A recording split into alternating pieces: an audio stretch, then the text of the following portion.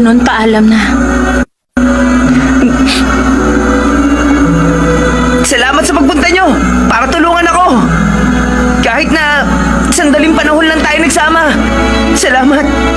Ito ang unang pagkakataon na mangyari sa akin ang bagay na ito simula nung sinilang ako.